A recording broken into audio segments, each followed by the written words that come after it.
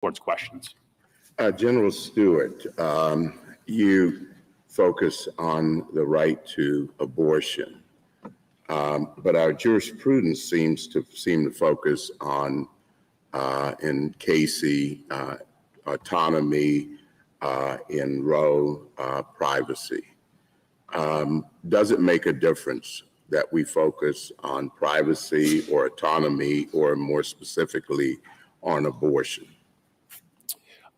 I think whichever one of those you're focusing on, Your Honor, particularly if you're focusing on the right to abortion, each of those starts to become a step removed for what's provided in the Constitution. Yes, the Constitution does provide, protect certain aspects of privacy, of autonomy, and the like. But as this court said in Glucksberg, going directly from general concepts of autonomy, of privacy, of bodily integrity, to a right is not how this court traditionally does due process analysis. So I think it just confirms whichever one of those you look at, Your Honor, a right to abortion is not grounded in the text, and it's grounded on abstract concepts that this court has rejected in other contexts as supplying a substantive right. You say that this is the only constitutional right that involves the taking of a life. What difference does that make in your analysis? Sure, Your Honor. I think it makes a number of differences. One, I mentioned two in particular. One is it really does mark out the unbelievably profound ramifications of this area, which in many other areas, assisted suicide, a whole host of important areas that are important to dignity, autonomy, freedom, and important to matters of conscience. It marks it out as one of the unique areas where this court has taken that important issue to the people. And it's something that implicates life. And it just, I think, marks off, Justice Thomas, how problematic and unusual and how much of a break the court's abortion jurisprudence is from those other cases. If we don't overrule Casey or Roe, do you have a standard that you propose other than the viability standard? It would be, Your Honor, a clarified version of the undue burden standard. I would emphasize, I think, as Your Honor is alluding to, that no standard other than the rational basis review that applies to all laws will promote an administrable, workable, practicable, consistent jurisprudence that puts matters back with the people. I think anything heightened here is going to be problematic. But I would say if the court were not inclined to overrule Casey, the choice would be undue burden standard, untethered from any bright line viability rule. Well, I'd like to go to a different topic, back to Casey. Yes, I assume you've read Casey pretty thoroughly. Yes, Your Honor. And there are two parts. One is they reaffirm Roe. Put that to the side. The second is an opinion for the court, not for three people, but for the court. And that second part is about what stare decisis principles should be used to overrule a case like Roe. And they say Roe's special. What's special about it? They say it's rare. They call it a watershed. Why? Because the country is divided, because feelings run high, and yet the country, for better or for worse, decided to resolve their differences by this court laying down a constitutional principle, in this case, women's choice. That's what makes it rare. That's not what I'm asking you about. I want your reaction to what they said follows from that. What the court said follows from that is that it should be more unwilling to overrule a prior case. Far more unwilling we should be, whether that case is right or wrong, than the ordinary case. And why? Well, they have a lot of words there, but I'll give you about 10 or 20. There will be inevitable efforts to overturn it. Of course there will. Feelings run high. And it is particularly important to show what we do in overturning a case is grounded in principle and not social pressure, not political pressure. Only, quote, the most convincing justification can show that a later decision overruling, if that's what we did, was anything but a surrender to political pressures or new members. And that is an unjustified repudiation of principles on which the court stakes its authority. And then there are two sentences I'd like to read because they say they really mean this, the court, not just three. To overrule under fire in the absence of the most compelling reason to re-examine a watershed decision would subvert the court's legitimacy beyond any serious question. And the last sentence, after they quote Potter Stewart on the same point, they say overruling unnecessarily and under pressure would lead to condemnation, the court's loss of confidence in the judiciary, the ability of the court to exercise the judicial power and to function as the Supreme Court of a nation dedicated to the rule of law. Now, that's the opinion of the court. All right? And it's about stare decisis and how we approach it. And I hope everybody reads this. It's at 505 U.S. 854 to 869. All right. What do you say to that? Sure, Justice Breyer. I would say a couple things.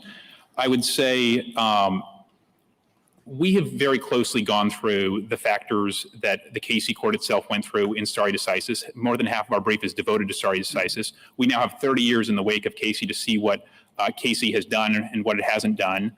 Well, it's called some bad things and in the eyes of some people and some good things in the eyes of some people. Your Honor. All right, go ahead. I'm sorry, Your Honor. What I'd emphasize, Your Honor, is that to the extent that I would not say it was the people that called this court to end the controversy. The people, many people vocally really just wanted to have the matter returned to them so that they could decide it locally, deal with it the way they thought best, and at least have a fighting chance to have their view prevail, which was not given to them under Roe and then as a result under Casey.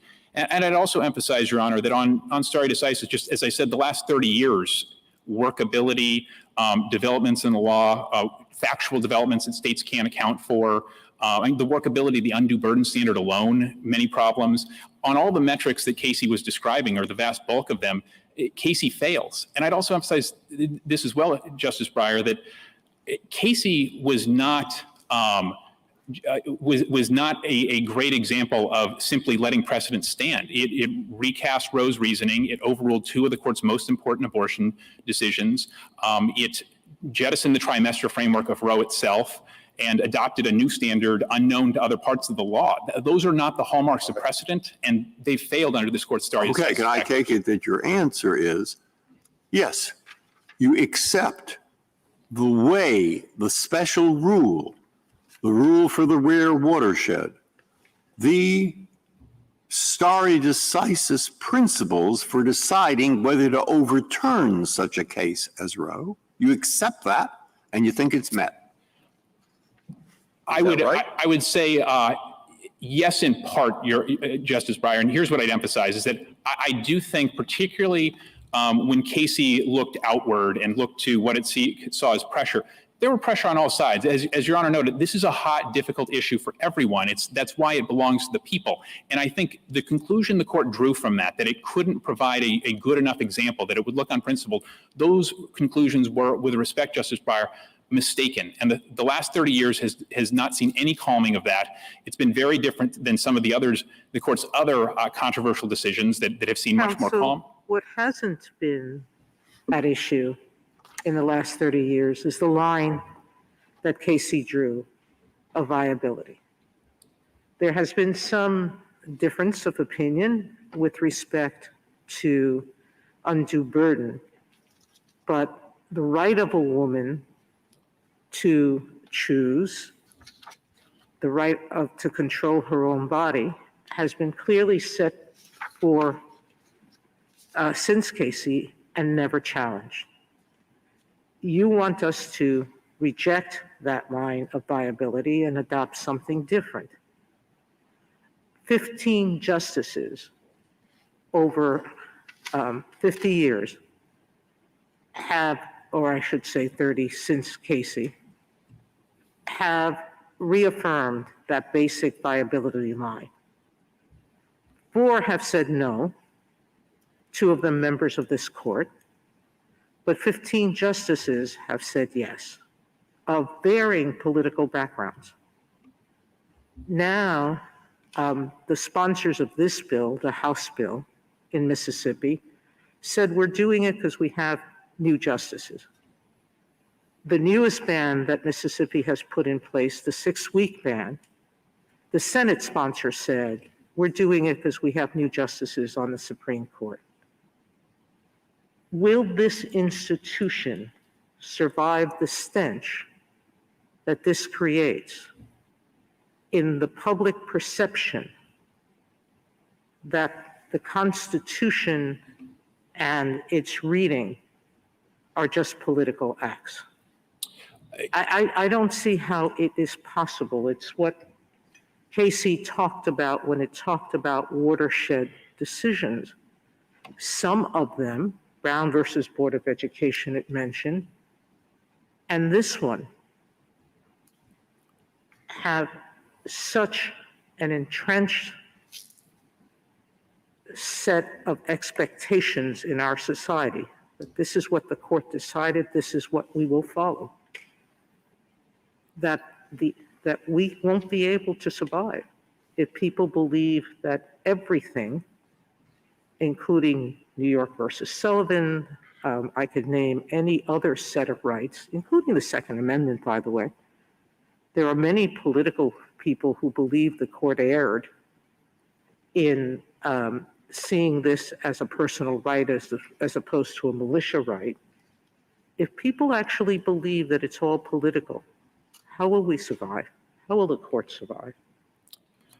Justice Sotomayor, I think the concern about appearing political makes it absolutely imperative that the court reach a decision well-grounded in the Constitution, in text, structure, history, and tradition, and that carefully goes through the stare decisis factors we've laid out. That.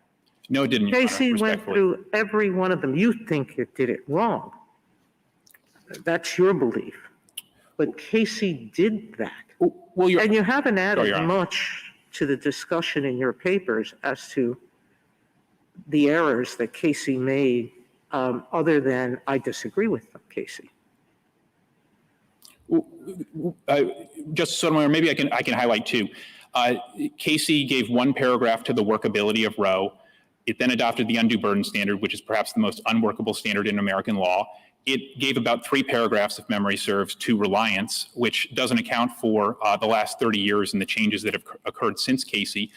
It gave a brief factual view to things that have changed since Roe. Those, of course, are not going to take account of the last 30 years of advancements in medicine, science, all of those things. What are the advancements in medicine? I think it's an advancement in knowledge and concern about such things as fetal pain, what we know the child is doing and looks like and is fully human from a very early. In regular cases, courts decide whether science fits the Daubert standard. Obviously, under the Daubert standard, the minority of people, a gross minority of doctors, who believe fetal pain exists before 24, 25 weeks. It's a huge minority, and one not well-founded in science at all. So I don't see how that really adds anything to the discussion. That a small fringe of doctors believe that pain could be experienced before a cortex is formed doesn't mean that there's been that much of a difference since Casey. We pointed out as an example, Your Honor, of where Roe and Casey improperly preclude states from taking account for these things, and they should be able to be concerned about a fact of an unborn life being poked and then recoiling in the way one of us would recoil. General, I know what it said about viability in Roe, but was viability an issue in the case? I know it wasn't briefed or argued. It was not an issue certainly the way it is an issue here, Your Honor. I think It was to the extent that the court had to reaffirm Roe. The way to read that as something other than dicta would be to understand. I'm sorry, go ahead. I don't know what that said. Was it an issue in Roe? Oh, in Roe. Yeah. I'm sorry, Your Honor. My understanding is no. I mean, the law there was didn't have a viability tag that was inserted by. In fact, if I remember correctly, and it's an unfortunate source, but it's there. In his papers, Justice Blackmun said that the viability line was dicta, and presumably he had some insight on the question. I think, and I'd add, Your Honor, Justice Blackmun, in I think as well his papers pointed out the arbitrary nature of it and the line drawing problems in there too. And then in Casey said that that was the core principle or the central principle in Roe, viability. It said that after tossing out the trimester formula, which many people thought was the core principle. But was viability at issue in Casey? I don't think it was squarely at issue, Your Honor. Again, it's a little hard not to take the court at its word when it emphasized that viability is the central part of Roe's holding, and saying that it is reaffirming that. So we kind of take that as it stands, but the court has not. It did not face a law like this, certainly, Mr. Chief Justice. May I finish my inquiry? Of course, Justice Sotomayor. Virtually every state defines a brain death as death. Yet the literature is filled with episodes of people who are completely and utterly brain dead, responding to stimuli. There's about 40% of dead people who, if you touch their feet, the foot will recoil. There are spontaneous acts by dead brain people. So I don't think that a response to by a fetus necessarily proves that there's a sensation of pain or that there's consciousness. So I go back to my question of what has changed in science to show that the viability line is not a real line, that a fetus cannot survive. And I think that's what both courts below said, that you had no experts say that there is any viability before 23 to 24 months. And what I'd say is this, Justice Sotomayor, is that the fundamental problem with viability, it's not really something that rests on science so much. It's that viability is not tethered to anything in the Constitution, in history, or tradition. It's a quintessentially legislative line. A legislature could think that viability makes sense as a place to draw the line, but it's quite reasonable for a legislature to draw the line Counsel, there's elsewhere. so much that's not in the Constitution, including the fact that we have the last word. Marbury versus Madison. There is not anything in the Constitution that says that the Supreme Court, is the last word on what the Constitution means. It's totally novel at that time.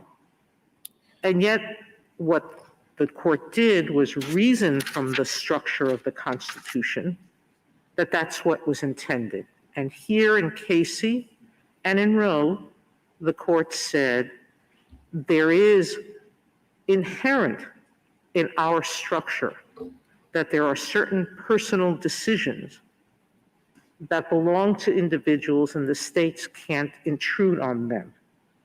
We've recognized them in terms of the religion parents will teach their children. We've recognized it in their ability to educate at home if they choose. They just have to educate them. We have recognized that sense of privacy in people's choices about whether to use contraception or not. We've recognized it in their right to choose who they're going to marry. I fear none of those things are written in the Constitution. They have all, like Marbury versus Madison, been discerned from the structure of the Constitution. Why do we now say that somehow Roe versus Casey Roe and Casey are so unusual that they must be overturned? Well, Justice Sotomayor, I would emphasize two things. when you're going beyond the Constitution, this court has looked closely to. No, what I'm saying is they didn't go beyond the Constitution. Your Honor, they did not deduce those from the structure of the Constitution. They pointed to the 14th Amendment and reasoned that privacy in Roe, autonomy and similar values in Casey led to a right to abortion. That's not how this court traditionally does things, even, including in the vast run of cases that Your Honor ran through. The court looks to history and tradition, and here those decisively reject the proposition that states cannot legislate comprehensively on abortion before, after viability, and all throughout. So it's history and tradition, Your Honor. And I would also add, Your Honor, that those decisions, a great many of them draw, not just draw from text, history, and tradition, but they draw often clear lines, very workable, have not led to the many negative stare decisis factors that we identify here. General, would, go ahead. Go ahead, Justice Barrett. Would a decision in your favor call any of the questions, any of the cases, that Justice Sotomayor is identifying into question? No, Your Honor. I think for a couple reasons. First of all, I think the vast run of those cases, and some mentioned from time to time, I think Griswold, Lawrence, Obergefell, these are cases that draw clear rules. You can't ban contraception, can't ban intimate romantic relationships between consenting adults, can't ban marriage of people of the same sex. Clear rules that have engendered strong reliance interests and that have not produced negative consequences or all the many other negative stare decisis considerations we pointed out, Your Honor. Also, I'd add, none of them involve the purposeful termination of a human life. So those two features, stare decisis and termination of a human life, Your Honor, puts all of those safely out of reach if the court overrules here. Okay, so I'm sorry to interrupt again, but we really might be making progress. I mean, in the part that I read, of Casey, Yes, Your Honor. I think they think go back 150 years, maybe now we could go back 200. They think there have only been two cases, which were what they call the watershed, and where these special tough overruling rules apply. You want this to be the third? Or do you think there were more? And if so, what were they? Well, Your Honor, I think there's quite a bit of difference. I think the question is never, is it bad to overrule, period? Surely stare. I'm asking you to think in their terms. There were two they mentioned, say. And they don't want Casey they don't want Roe to be the third. And now, in your opinion, you just answered Justice Barrett, or, hey, all these are not rising to that level. Okay. Right. Are there any that do rise to the level, in your opinion? I think, and I'm not sure that I necessarily agree with the watershed characterization, Your Honor. What I'd say, though, I can't think of another that kind of hits the radar, but I'd emphasize that the problem here is we're dealing with a right that doesn't have a basis in constitutional text, and again, very much in conflict with those values, Justice Breyer. I'm not sure how your answer makes any sense. All of those other cases, Griswold, Lawrence, Obergefell, they all relied on substantive due process. You're saying there's no substantive due process in the Constitution, so they're just as wrong according to your theater. No, Your Honor, we're quite comfortable with Washington versus Glucksberg and how it analyzes substantive due process, and it looks to text history, it looks to history and tradition to discipline the inquiry and make sure. I mean, in Obergefell, there was no history of same-sex marriage. And I think the court pointed out, look, when we were facing Loving versus Virginia. I'm not trying to argue that we should overturn those cases. I just think you're dissimulating when you say that any ruling here wouldn't have an effect on those. Respectfully, Do you think that no state is going to think otherwise? That no people in the population aren't going to challenge those cases in court? I mean, Your Honor, we'll always have a diversity of views, but I think that's the point. I think that's one of the benefits of our society. Isn't that the point? That there's a diversity of views and people can vigorously debate and make decisions. Exactly, and that's what we're still doing, and that's what we're doing under undue burden, but we haven't been doing it on the viability line. And neither one has worked well. The viability line discounts and disregards state interests, and the undue burden standard has all of the problems that How is your interest anything but a religious view? The issue of when life begins has been hotly debated by philosophers since the beginning of time.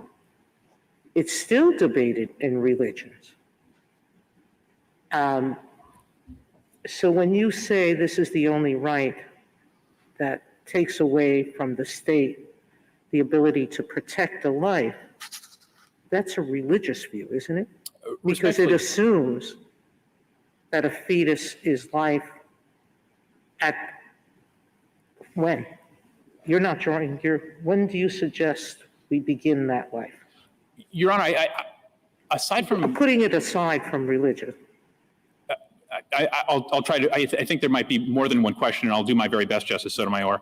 I think this court in Gonzalez pretty clearly recognized that before viability, we are talking with unborn life with a human organism. And I think the philosophical questions Your Honor mentioned, all those reasons that they're hard, they've been debated, they're important. Those are all reasons to return this to the people, because the people should get to debate these hard issues. And this court does not in that kind of a circumstance. So when does the life of a woman and putting her at risk enter the calculus? Meaning, right now, forcing women who are poor, and that's 75% of the population, and much higher percentage of those women in Mississippi who elect abortions before viability, they are put at a tremendously greater risk of medical complications and ending their life, 14 times greater to give birth to a child full term than it is to have an abortion before viability. And now the state is saying to these women, we can choose not only to physically complicate your existence, put you at medical risk, make you poorer by the choice, because we believe what? That Sure, Your Honor. I think to answer, I think the question I think you led with, and then I think it expanded on, but is still on the same issue, is as to when does a woman's interest enter. As far as we're concerned, it's there the entire time. Our point is that all of the interests are there the entire time, and Roe and Casey improperly prevent states from taking account and weighing those interests however they think best. We're not saying— General, are there secular philosophers and bioethicists who take the position that the rights of personhood begin at conception or at some point other than viability? I believe so. I mean, I think there's a wide array, I mean, of people of kind of all different views and of no faith views who would reasonably have that view, Your Honor. It's not tied to a religious view, and I don't think, were it otherwise, this court's jurisprudence would, on this issue, would run right into some of its religious exercise jurisprudence. General, Justice Breyer started with stare decisis, an important principle in any case. And here, for the reasons that Casey mentioned, especially so, to prevent people from thinking that this court is a political institution that will go back and forth depending on what part of the public yells loudest, and preventing people from thinking that the court will go back and forth depending on changes to the court's membership. And what strikes me about this case, and you come here very honestly, saying, you know, we want you to discard the entire setup, and then even if you don't do that, we want you to discard the viability line, which you've acknowledged again today. Casey says is the heart, the central principle of Roe. And so usually there has to be a justification, a strong justification in a case like this, beyond the fact that you think the case is wrong. And I guess what strikes me when I look at this case is that, you know, not much has changed since Roe and Casey, that people think it's right or wrong based on the things that they have always thought it was right and wrong for. So the rationale behind those cases has something to do with the autonomy and the freedom and the dignity of women to pursue their lives as they wish, to protect their bodily integrity, to make the decisions that are most fundamental to the course of their lives. And always in those cases, there was an understanding that there were important interests on the other side in protecting life or protecting the potential for life, whether people saw it one way or the other way, and that there was a difficult question here and a balance to be made. And I mean, it strikes me that some people think those decisions made the right balance, and some people thought they made the wrong balance. But in the end, we are in the same exact place as we were then, except that we're not, because there's been 50 years of water under the bridge, 50 years of decisions saying that this is part of our law, that this is part of the fabric of women's existence in this country, and that places us in an entirely different situation than if you had come in 50 years ago and made the same arguments. So I guess I just wanted to hear you react to that. Of course, Justice Kagan, thank you. I would emphasize a couple things, Your Honor. The fact that so much time has passed, let's say nothing had changed. That's not a point in Roe and Casey's favor. They have no basis in the Constitution. They adopt a right that purposefully leads to the termination of now millions of human lives. If nothing had changed, they'd be just as bad as they were 30 years ago, 50 years ago. And now we just have decades of damage, and we have a situation where nearly 30 years after Casey, the court unfortunately divides over what Casey, the lead case in the abortion area, even means. The lower courts are left not knowing what to do, as I think kind of a fundamental problem here is, I think, as Justice Gorsuch mentioned, emphasized in his opinion in June Medical, that the problem for lower court judges is the Constitution doesn't give them an answer to this. There's no neutral rule of law, so judges unfortunately have to look within themselves, and that's just never going to solve this issue. But if the matters return to the people can deal with it, they can work, they can compromise and reach different solutions. But if we don't do that, we're just going to have all this sort of damage, and at some point, it's appropriate for the court to say enough, as it has in some of the great overrulings, in Brown and in other cases where it said, this is just enough. Justice Harlan had it right in dissent in Plessy when he recognized that all are equal. And similarly here, the state should be able to recognize, hey, there are real values on both sides here. We think that this one slightly outweighs, or we think that there's some balance to be drawn here. But if the court doesn't do that, Justice Kagan, it's just going to be continued damage, and the court will continue to plunge in this political issue. I apologize, Mr. Chief Justice, I've gone over. No, that's all right. I have just a few little, well, not little, I hope, questions. And the first gets back to the issue of viability. In your petition for cert, your first question, and the only one on which we granted review, was whether all pre-viability prohibitions on elective abortions are unconstitutional. And then I think it's fair to say that when you got to the brief on the merits, you kind of shifted gears and talked a lot more about whether or not Roe and Casey should be overruled. And I wanted to give you a chance to explain that. Sure, Your Honor. So a couple points. At the petition stage, we were, of course, we'd identified for the court 3 questions. We emphasized, as you do at the cert stage, hey, this is important. Only this court can resolve it.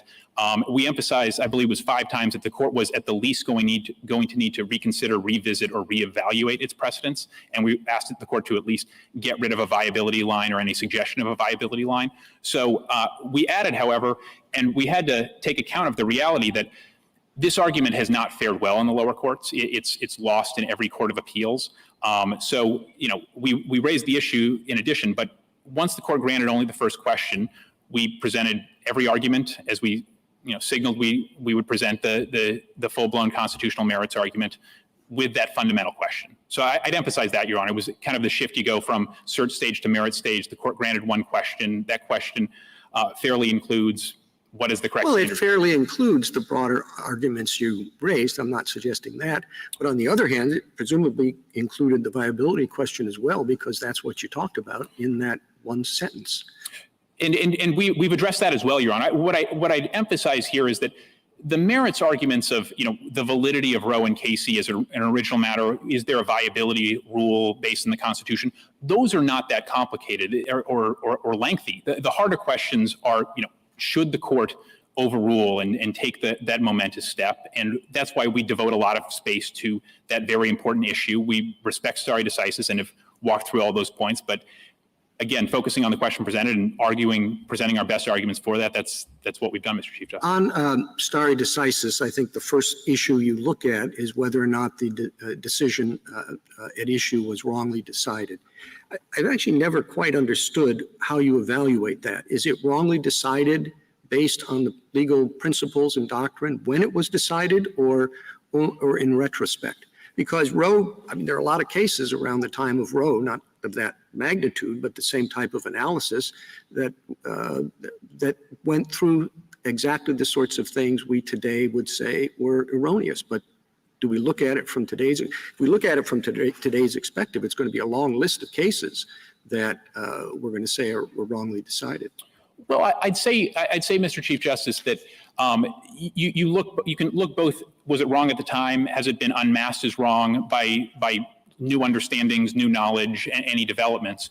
But I don't think, as I think my colloquy with Justice Barrett indicated, the court won't have to be looking at many other areas, because this is an area that has a uniquely problematic set of stare decisis considerations. A lot of other controversial areas, or once controversial areas, are quite settled, clear rules, and don't have those considerations against them. So really, by overruling Roe and Casey, the court won't have to go down that road, and a lot of those decisions are quite readily groundable in history, tradition, and the court's traditional factors, Your Honor. Thank you. Justice Thomas? Justice Breyer? Justice Alito? Justice Sotomayor? Okay, Justice? I just wanted to get your quick sense of how your intermediate positions would work. If basically the viability line was discarded and undue burden became the standard overall, a standard that, according to you, is an unclear one, what that would leave the court with going forward. I'm just sort of thinking about the great variety of regulations that states could pass. So whether one is 15 weeks and one is 12 weeks and one is 9 weeks, or variation across a wide variety of other dimensions, what would that look like coming to the court? How do you think we would be able to deal with that, or how would you counsel us to deal with that if the court were to go down that road? Well, I think this is not to push back against the end, and I will answer your question, Justice Kagan, but part of why we've counseled to overrule full scale is that that's the only way to get rid of a number of the problems that I think Your Honor is alluding to.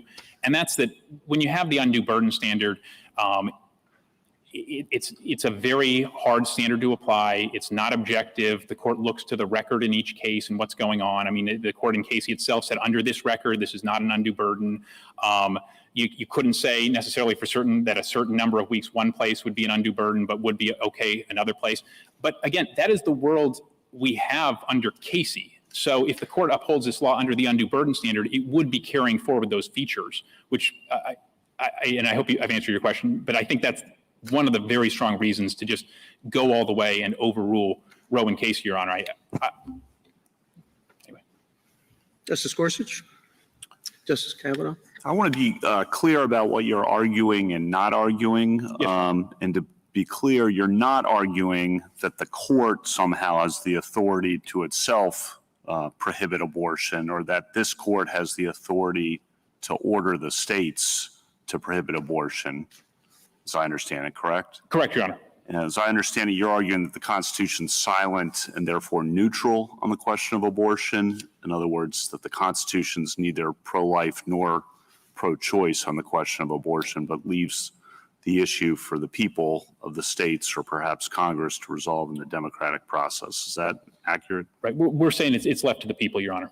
And so for if you were to prevail, the states, majority of states, or states still could and presumably would continue to freely allow abortion. Many states, some states would be able to do that even if you prevail under your view. Is that correct? That's consistent with our view, Your Honor. It's one that allows all interests to have full voice, and many of the abortions we see in certain states that I don't think anybody would think would be moving to change their laws in a more restrictive direction. Thank you. Thank you, Your Honor. Justice Barrett? General, I have a question that is a little bit of a follow-up to one that Justice Breyer was asking you. That's about stare decisis, and I think a lot of the colloquy you've had with all of us has been about the benefits of stare decisis, which I don't think anyone disputes. And of course, no one can dispute because it's part of our stare decisis doctrine that it's not an inexorable command and that there are some circumstances in which overruling is possible. You know, we have Plessy, Brett Brown, we have Bowers versus Hardwick to Lawrence. But in thinking about stare decisis, which is obviously the core of this case, how should we be thinking about it? I mean, Justice Breyer pointed out that in Casey, and in some respects, well, it was a different conception of stare decisis insofar as it very explicitly took into account public reaction. Is that a factor that you accept? Or are you arguing that we should minimize that factor? And is there a different set of rules? It is true that Casey identified Brown and West Coast Hotel as watershed decisions, but is there a distinct set of stare decisis considerations applicable to what the court might decide as a watershed decision?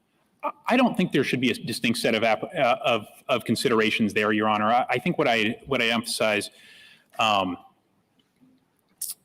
and just to make sure, on the kind of legitimacy, the court looking outward, I think Casey was unusual in that regard. I think it was a mistake, and I think it's something that is kind of in conflict with this court's structure and approach as an independent branch, looking to the Constitution rather than looking without. And I think that's one reason why traditionally the court is in some of its greatest overrulings, it's not looking without. It's saying this was wrong. It was wrong the day it was decided. We know it's wrong today, and it's led to all these terrible consequences. We should get rid of it. So I think that was an unfortunate break, and I think the court, even if the court were to still look at legitimacy, though, Justice Barrett, I think the court could very, very powerfully say, look, our legitimacy really derives from our willingness to stand strong and stand firm in the face of whatever is going on, and stand for constitutional principle and follow our traditional stare decisis factors to overrule when it's appropriate. Thank you, Your Honor. Thank you, counsel. Thank you, Mr. Chief Justice.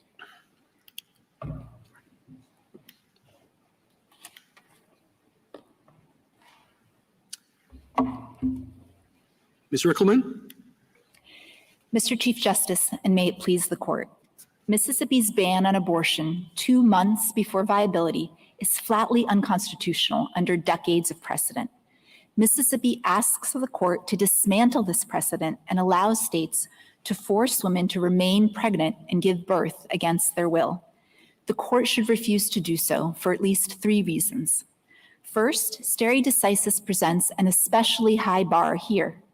In Casey, this court carefully examined and rejected every possible reason for overruling Roe, holding that a woman's right to end a pregnancy before viability was a rule of law and a component of liberty it could not renounce.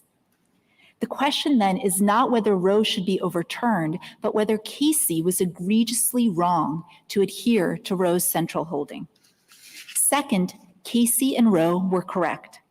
For a state to take control of a woman's body and demand that she go through pregnancy and childbirth with all the physical risks and life-altering consequences that brings is a fundamental deprivation of her liberty.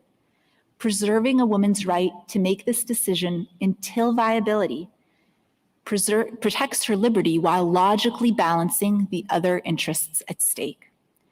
Third, eliminating or reducing the right to abortion will propel women backwards. 2 generations have now relied on this right, and 1 out of every 4 women makes the decision to end a pregnancy. Mississippi's ban would particularly hurt women with a major health or life change during the course of a pregnancy, poor women who are twice as likely to be delayed in accessing care, and young people or those in contraception who take longer to recognize a pregnancy. To avoid profound damage to women's liberty, equality, and the rule of law, the court should affirm. Counsel, I just have one question. I assume you, from your brief, you're relying on an autonomy theory. Both bodily integrity and the ability to make decisions related to family, marriage, and childbearing, Your Honor. Shortly, some years after we decided Casey, we had a case out of South Carolina, I believe, involved a woman who had been convicted of criminal child neglect because she ingested cocaine during pregnancy. In her case was post-viability, so it doesn't fit in the facts of this case. If she had ingested cocaine pre-viability and had the same negative consequences to her child, do you think the state had an interest in enforcing that law against her? The state may have, Your Honor. The state can certainly regulate to serve its interests in fetal life and in women's health. Those particular laws tend to undermine both of those interests because they deter women from seeking prenatal care, which is counterproductive to both their health. But the pre-viability as well as post-viability? No, Your Honor. The court has been clear that after viability, states can prohibit abortion except to save No, women's I mean in my example of criminal child neglect. I understand your argument is about abortion. I am trying to look at the issue of bodily autonomy and whether or not she has a right also to bodily autonomy in the case of ingesting an illegal substance and causing harm to a pre-viability fetus. Your Honor, of course, those issues aren't posed in this case. And again, I would say that the states can certainly regulate throughout pregnancy, both before and after viability, to preserve fetal life and to preserve the woman's health. The court has said, however, there are other constitutional issues at stake, for instance, in the Ferguson case, that states still can't violate women's Fourth Amendment rights. But again, that's not what this case is about. This case is about a ban on abortion that the state concedes is weeks before viability. And the court has been clear for 50 years that the one thing that states cannot do is to take the decision completely away from the woman until viability. That until that point, it is her decision to make, given the unique physical demands of pregnancy and the life-altering consequences of pregnancy and having a child. Thank you. The point you made about the impact on women and their place in society, those were certainly made in Roe as well. What we have before us, though, is a 15-week standard. Are you suggesting that the difference between 15 weeks and viability are going to have the same sort of impacts as you were talking about, or as we were talking about in Roe? Yes, Your Honor, I believe they would, because people who need abortion after 15 weeks are often in the most challenging circumstances. As I mentioned, there are people who have perhaps had a major health or life change, a family illness, a job loss, a separation, young people or people who are on contraception or pregnant for the first time and who are delayed in recognizing the signs of pregnancy, or poor women who often have much more trouble navigating access to care. And if they're denied the ability to make this decision because there's a ban after 15 weeks, they will suffer all of the consequences that the court has talked about in the past. And in fact, the data has been very clear over the last 50 years that abortion has been critical to women's equal participation in society. It's been critical to their health, to their lives, their ability to pursue. I'm sorry, what kind of data is that? I would refer the court to the brief of the economists in this case, Your Honor, and it compiles data showing studies based actually on causal inference, showing that it's the legalization of abortion and not other changes that have had these benefits for women in society. And again, those benefits are clear for education, for the ability to pursue a profession, for the ability to have... putting that data aside, if you think that the issue is one of choice, that women should have a choice to terminate their pregnancy, that supposes that there is a point at which they've had the fair choice, opportunity to choice. And why would 15 weeks be an inappropriate line? So viability, it seems to me, doesn't have anything to do with choice. But if it really is an issue about choice, why is 15 weeks not enough time? For a few reasons, Your Honor. First, the state has conceded that some women will not be able to obtain an abortion before 15 weeks, and this law will bar them from doing so. And a reasonable possibility standard would be completely unworkable for the courts. It would be both less principled and less workable than viability. And some of the reasons for that are, without viability, there will be no stopping point. States will rush to ban abortion at virtually any point in pregnancy. Mississippi itself has a 6-week ban that it's defending with very similar arguments as it's using to defend the 15-week ban. And there are states that have bans. Well, I know, but I'd like to focus on the 15-week ban because that's not a dramatic departure from viability. It is the standard that the vast majority of other countries have. When you get to the viability standard, we share that standard with the People's Republic of China and North Korea. And I don't think you have to be in favor of looking to international law to set our constitutional standards to be concerned if those are your share that particular time period. I think there's two questions there, Your Honor, if I may. First, that is not correct about international law. In fact, the majority of countries that permit legal access to abortion allow access right up until viability, even if they have nominal lines earlier. So for example, Canada, Great Britain, and most of Europe allows access to abortion right up until viability, and it also doesn't have the same barriers in place. What do you mean, even if they have nominal lines earlier? Some countries, Your Honor, have a nominal line of 12 weeks or 18 weeks, but they permit legal access to abortion after that point for broad social reasons, health reasons, socioeconomic reasons. So their regimes really aren't comparable, and they also don't have the same types of barriers that we have here. So if the court were to move the line substantially backwards, and 15 weeks is 9 weeks before viability, Your Honor, it's quite a bit backwards. It may need to reconsider the rules around regulations, because if it's cutting the time period to obtain an abortion roughly in half, then those barriers are going to be much more important. Thank you. Ms. Rickelman, I have a question about the safe haven laws. So petitioner points out that in all 50 states, you can terminate parental rights by relinquishing a child after abortion. And I think the shortest period might have been 48 hours, if I'm remembering the data correctly. So it seems to me, seen in that light, both Roe and Casey emphasize the burdens of parenting. And insofar as you and many of your amici focus on the ways in which the forced parenting, forced motherhood would hinder women's access to the workplace and to equal opportunities. It's also focused on the consequences of parenting and the obligations of motherhood that flow from pregnancy. Why don't the safe haven laws take care of that problem? It seems to me that it focuses the burden much more narrowly. There is, without question, an infringement on bodily autonomy, which we have in other contexts like vaccines.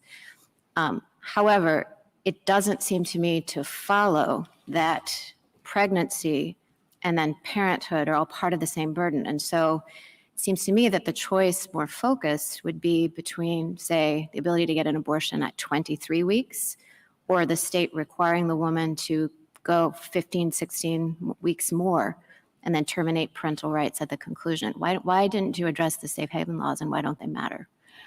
I think they don't matter for a couple of reasons, Your Honor. First, even if some of those laws are new since Casey, the idea that a woman could place a child up for adoption has, of course, been true since Roe. So it's a consideration that the court already had before it when it decided those cases and adhered to the viability line. But in addition, we don't just focus on the burdens of parenting, and neither did Roe and Casey. Instead, pregnancy itself is unique. It imposes unique physical demands and risk on women, and in fact has impact on all of their lives and their ability to care for other children, other family members, on their ability to work.